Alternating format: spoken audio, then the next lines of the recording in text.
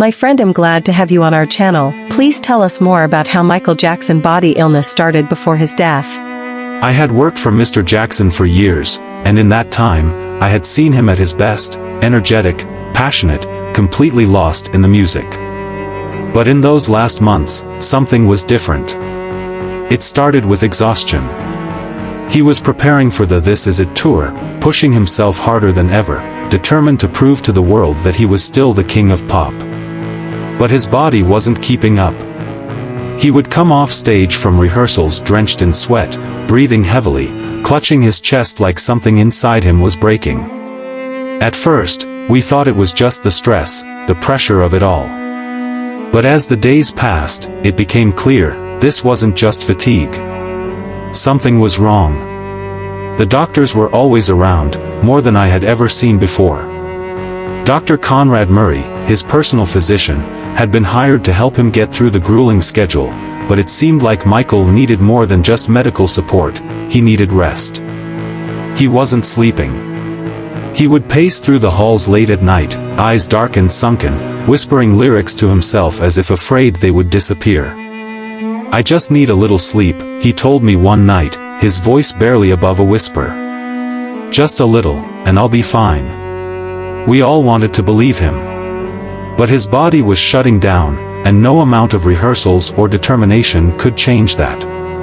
Then came the medications, the only thing that seemed to give him the rest he so desperately needed. Propofol, benzodiazepines, painkillers. Dr. Murray administered them carefully, or so we thought. But Michael's dependency was growing. His body was worn down from decades of performing, of injuries, of pushing himself beyond his limits. Every night, we watched as the drugs pulled him into unconsciousness, and every morning, he woke up looking more fragile than the day before. We should have seen it coming. We should have stopped it. But no one wanted to be the one to tell Michael Jackson that he couldn't go on stage. On June 25, 2009, everything changed. That morning, he seemed distant, quieter than usual. He told me, "I just want to give them one more show. Just one more." Those were the last words I ever heard him say. A few hours later, Dr. Murray found him in his bedroom, not breathing. I remember the chaos, the screams, the desperate attempts to wake him, the 911 call. The paramedics arrived, trying to bring him back, but I already knew. I saw it in their faces as they carried him out. We followed to the hospital, waiting for news we already feared. And then, the doctor stepped out, his face pale. Michael Jackson was gone. The world didn't know yet. Inside the hospital, there was a moment of eerie silence, as if time itself had stopped. Calls were made, his family, his lawyers, his closest friends.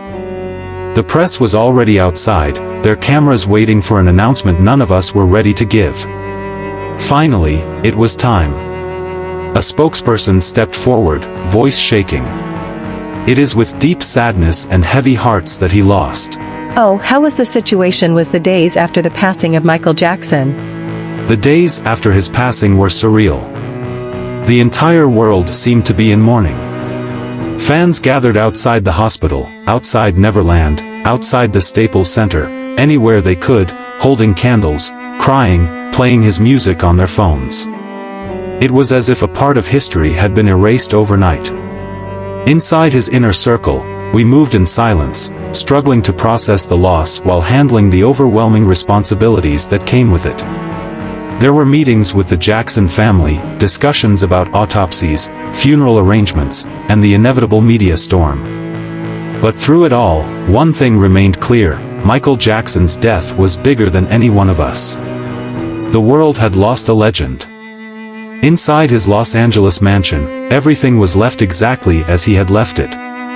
His wardrobe was still set up for rehearsals, costumes laid out neatly, his microphone resting on a nearby table. His last notes, scribbled hastily on papers, were heartbreaking to read, ideas for the show, reminders to himself. Love the fans. Give them everything. He had always lived for them, and now, in his absence, They grieved as though they had lost a family member. It was a reminder of just how much he had given to the world. Then came the blame. People needed answers, and they needed someone to hold responsible.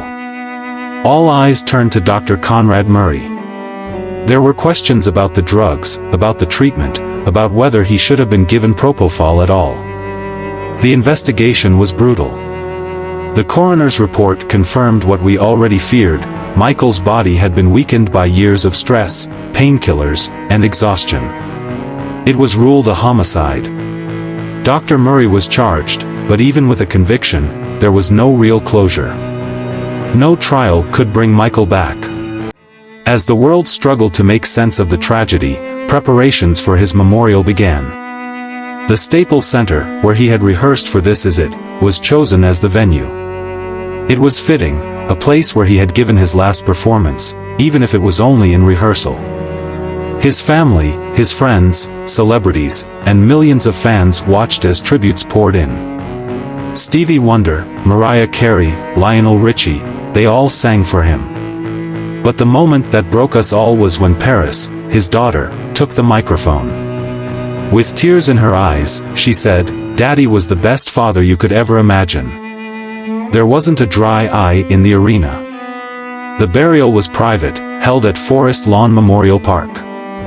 Only his closest family and friends were present. As his golden casket was lowered into the ground, it felt impossible to believe that the man who had moonwalked across the biggest stages in the world was now resting in silence.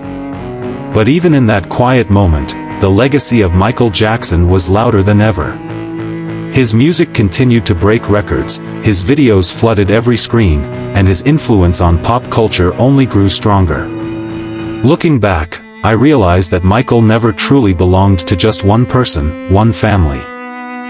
Everything you are saying shows that the man was powerful. Did the world believe that their celebrity is no more? In the months following his passing, the world refused to let Michael's memory fade. His music dominated the charts again, his albums sold in the millions, and tributes poured in from every corner of the globe. Murals were painted in his honor, concerts were dedicated to him, and his dance moves were imitated by new generations who had never even seen him perform live. It was a strange contrast. His physical presence was gone, but in many ways, he was more alive than ever. Behind the scenes, legal battles began.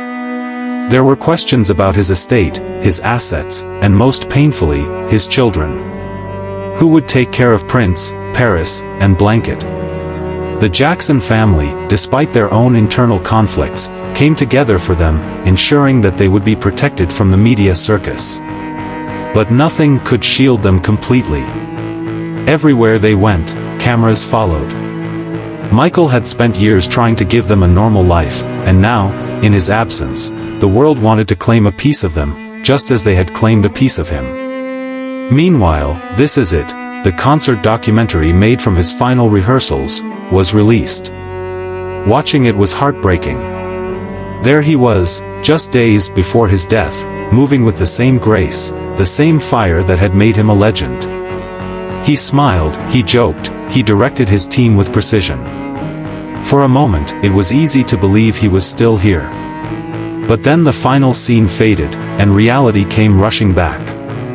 That concert, the one he had worked so hard for, would never happen.